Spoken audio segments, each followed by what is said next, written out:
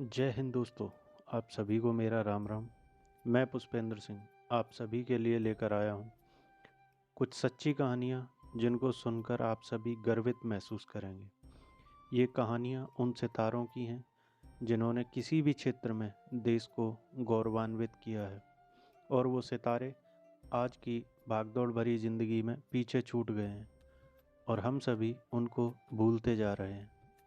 मेरी यही कोशिश है कि ये सितारे हमारे देश की शान में सदैव चमकते रहें।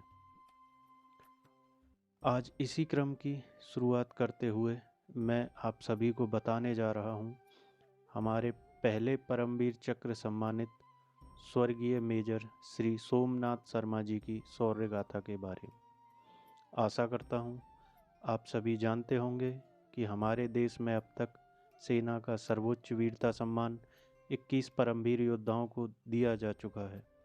इसमें 14 योद्धाओं को मरणोपरांत जबकि 7 को उनको जीवन काल के दौरान ही यह सम्मान प्राप्त हुआ है। देश के पहले परमवीर चक्र सम्मानित मेजर सोमनाथ शर्मा का जन्म 31 जनवरी 1923 को हिमाचल प्रदेश के कांगड़ा जिले के दद में हुआ था।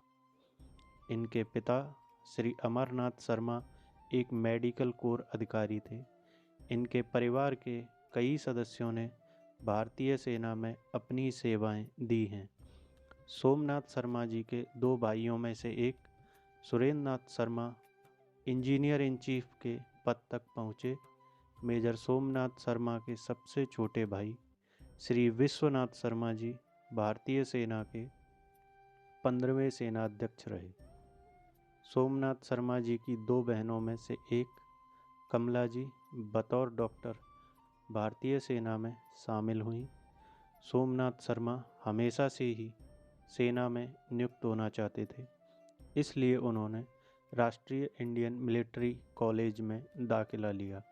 वहां से परीक्षा उत्तीर्ण करने के बाद मई 1941 में उन्होंने इंडियन मिलिट्री एकेडमी ज्वाइन कर ली और 9 महीने के प्रशिक्षण के बाद फरवरी 1942 में सोमनाथ शर्मा कमीशन अधिकारी बन गए।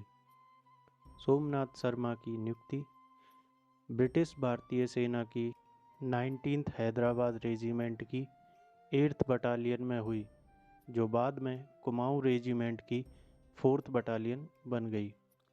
इसी साल इन्हें deputy assistant quarter master general बनाकर बर्मा के मोर्चे पर भेजा गया, जहां इन्होंने बड़े साहस और कुशलता के साथ टुकड़ी का नेतृत्व किया। 15 अगस्त 1947 को देश के स्वतंत्र होते ही देश का विभाजन हो गया। जम्मू कश्मीर रियासत के राजा हरी सिंह असमंजस में थे। वे अपने रियासत राज्य को स्वतंत्र रखना चाहते थे। इस असमंजस की स्थिति में 2 माह बीत गए। इसका लाभ उठाकर पाकिस्तानी सैनिक कश्मीर हड़पने के लिए टूट पड़े। वहाँ सक्रिय शेख अब्दुल्ला कश्मीर को अपनी रियासत बनाकर रखना चाहता था। रियासत के भारत में कानूनी विलय के बिना भारतीय शासन कुछ नहीं कर सकता था।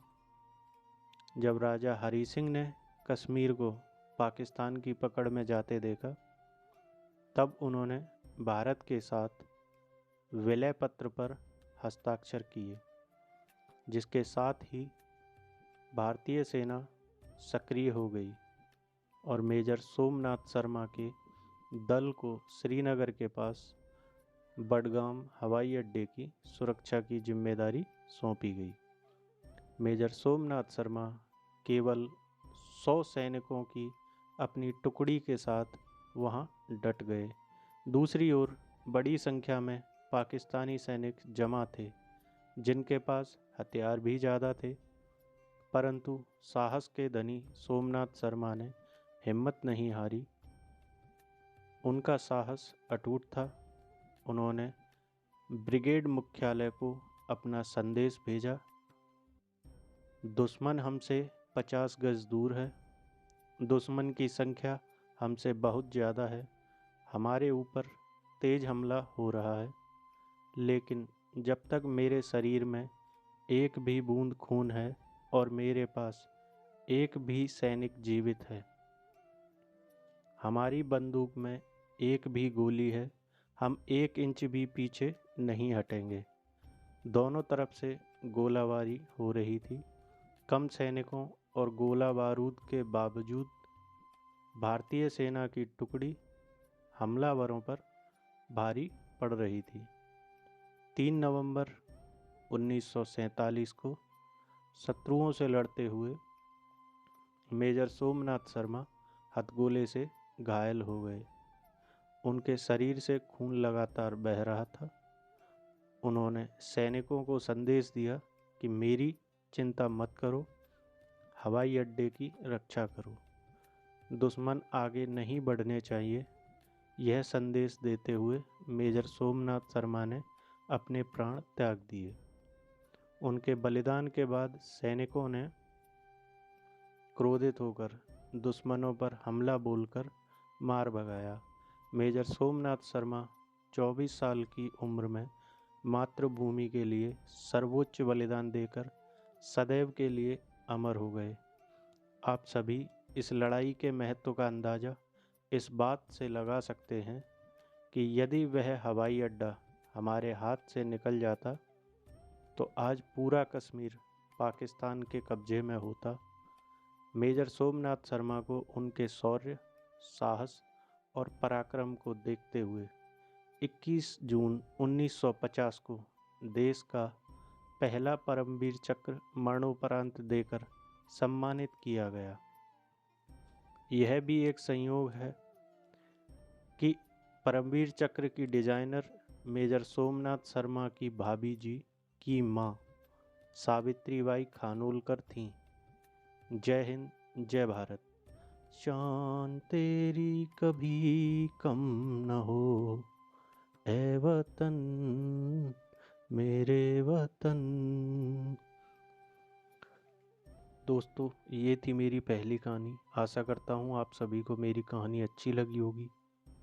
मेरी पहली कहानी में जो कमियाँ आप लोगों को महसूस हुई, आप कमेंट में ज़रूर बताएं। मेरे चैनल को सब्सक्राइब करें, लाइक करें एवं अपने परिवारजनों के साथ शेयर करें। जय हिंद, जय भारत।